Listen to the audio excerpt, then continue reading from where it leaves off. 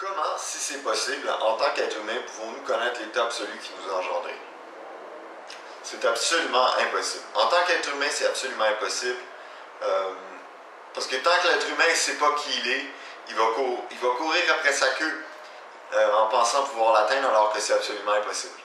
Seulement quand il va se rendre compte qu'est-ce qu'il est vraiment, seulement là, son identité va tomber, puis il va avoir entre les mains exactement ce qu'il a toujours cherché. Donc, ce serait comme, parce qu'ici on dit, en tant qu'être humain, pouvons-nous connaître l'état absolu qui nous a engendrés. Il ne peut pas y avoir deux personnes, il ne peut pas y avoir moi et la conscience absolue. Si les deux sont la même personne, comment est-ce qu'on peut... On va explorer le rêve à l'infini, on ne va jamais rien trouver. On va trouver toujours des choses intéressantes, des expériences plus... je sais pas moi, des expériences plus psychédéliques ou je sais pas, des drogues différentes. Puis là, on va dire, ah là, j'ai vraiment, là, je sens, là c'était vraiment comme ça, il est arrivé telle chose, puis après ça, je me sentais là, que j'étais vraiment proche de Dieu. Je crois que j'étais à deux doigts de le trouver. Puis au final, toujours rester à deux doigts de trouver quoi que ce soit. Parce que ce qui est cherché est là d'où on cherche. Mais la meilleure analogie que je pourrais montrer pour ça, c'est que je ne sais pas si vous avez déjà vu ça dans les fêtes foraines. Moi, en tout cas, ça m'arrive, là, mais je ne sais pas exactement où il y a ça. C'est plus dans les places touristiques, mais il y a des places dans les fêtes foraines ou des trucs comme ça qui a des espèces de panneaux en bois sur lesquels on fait un trou rond. Okay? Puis, il y a un corps. Il y a un corps, ça peut être différents corps, là, un corps de, mettons, super musclé ou je sais pas moi, un corps d'animal, je sais pas. Puis on rentre notre tête dans le trou. Puis là, quelqu'un prend une photo de nous. Puis on voit, quand la photo sort, on nous voit par exemple avec notre tête, puis avec un corps difforme ou d'animal ou super musclé ou un truc comme ça. C'est des photos de vacances, là, normalement, là, ou des trucs comme ça. Mais c'est exactement ça qui se passe dans le mental. On regarde à travers le mental, puis on apparaît comme... ce corps apparaît comme un corps dans... En fait, la vie est là, c'est une dimension fondamentale de vous qui supporte toute cette vie, toute cette expérience. Puis cette vie-là, qui regarde à travers le trou du mental, voit par exemple un corps personnel, mais il n'est pas plus dans le corps que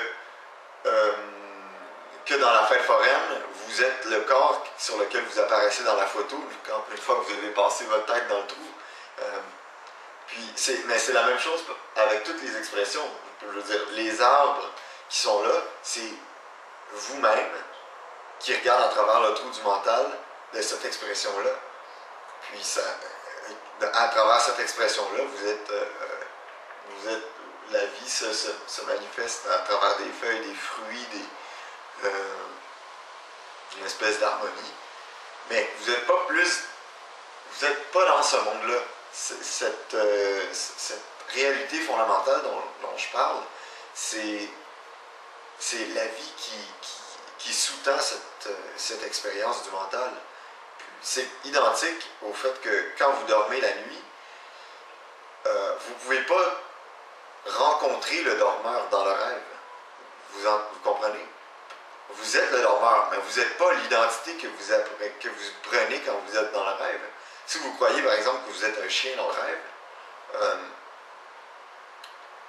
vous pouvez chercher le rêveur dans le rêve et le chercher pendant des milliards et des milliards d'années, mais vous êtes dans le rêve et le rêveur est à l'extérieur.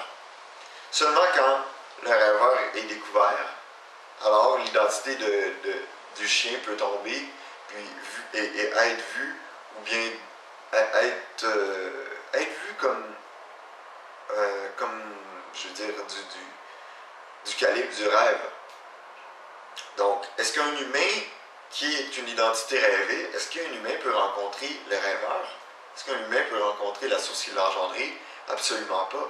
Sauf si il se rend compte que lui-même est le rêveur et que l'identité est rêvée. Seulement là, il va pouvoir reprendre son identité de rêveur. Et c'est des moments comme ça qu'on peut avoir des rêves lucides. Vous savez, quand vous rêvez, vous savez pertinemment que vous êtes dans un rêve. Et vous inquiétez pas de tout ce qui se passe parce que vous savez que vous êtes dans un rêve. Puis il y a même un petit plaisir à savoir que c'est un rêve. Parce que vous savez que vous êtes indestructible à travers ça. Vous savez que c'est pas vrai. Puis c'est la même chose. Donc, est-ce que l'être humain ne peut pas connaître l'état absolu qu'il a engendré tant qu'il ne se rend pas compte que lui-même est l'absolu? Puis, justement, l'être humain, l'identité d'être humain, c'est justement ça, la conscience qui passe ses yeux à travers ce corps, puis qui regarde, puis qui se rend compte, hey, je suis un corps, j'ai ci, ça. Alors que c'est juste, c'est pas comme ça que ça fonctionne. Ça, c'est le même processus que à la fête foraine quand vous mettez votre tête à travers, puis que vous voyez que vous avez un corps différent du vôtre. Mais vous n'êtes pas plus ce corps-là, cette réalité, le temps, l'espace, tout ça, vous n'êtes pas. Vous avez peut-être, vous regardez à travers ça, mais vous n'êtes pas dans ce monde-là. Votre réalité d'être, le sentiment d'exister, la connaissance naturelle et automatique de oui, je suis, j'existe, existe sur sur une dimension différente. Et c'est pour ça qu'on demande, c'est pour ça que les professeurs spirituels mettent autant d'importance sur ça, le sentiment d'exister. Parce que c'est le point par lequel on est rentré par ici, le point par lequel on peut regarder par ici. Le trou, dans le fond, le trou dans lequel on a mis notre tête, je suis et l'indication, je suis et la direction pointe vers la direction pour sortir sa tête encore une fois du trou pour voir qu'on n'est pas dans ce monde-là. Donc, on va aborder d'autres sujets importants par rapport à ça dans quelques autres questions, d'autres vidéos que je fais aujourd'hui. Et c'est ça, si vous avez des questions, vous m'écrivez, comme d'habitude.